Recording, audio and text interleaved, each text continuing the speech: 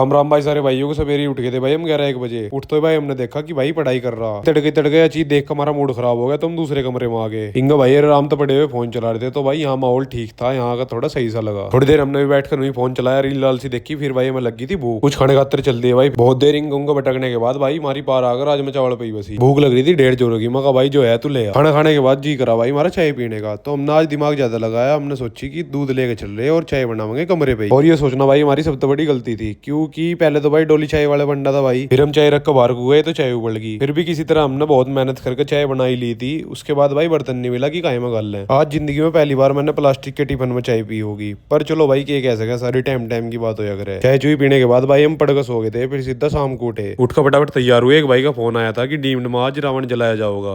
हाँ चल भाई हम तो चाल पड़ेंगे, ठाली ही हैं बस। फिर भाई हम फटाफट तैयार हो गए, चल दिए थे कॉलेज की तरफ को। कॉलेज पे जाकर देखा भाई इनका अलग थिएटर चल रहा था। भीड़ हो रही थी भाई पूरी, क्योंकि इन्होंने कर रखा था भाई ये सिस्टम, जो कॉलेज के हॉस्टल के बच्चे हैं बस उनकी एंट्री है, बाकी अपने घर जाओ। चलो बढ़िया बात है भाई। फिर भीतर आते ही हमने देखा रावण बढ़िया सजा रखा था भाई, और भीड़ भी बढ़िया हो रही थी। बालक पूरे खुश हो रहे थे, कूदे कूदे फिर रहे थे, डांस डूंस भी कर रहे थे भाई। जाकर कुल मिलाकर बात यह है, बढ़िया जी लगा रखा था। डांस खत्म करके रावण नाग देने की बारी आ गई थी भाई। रावण जलने के बाद यहाँ चली चाय पकौड़ी, लेकिन भाई हमें चाय में मजा नहीं आया, इसलिए हमारा मूड खराब हो गया। बस फिर भाई कोई तो सीधे हम सारे भाई कैफे पे आ गए चाय पीन। फिर निकल लिए थे हम नुई घूमन फिरन खातर। घूम फिर का भाई थोड़ी देर नुई, फिर चले गए थे कमरे पे। कमरे पे जाकर पड़ के सो गए थे। अच्छा भाई राम राम।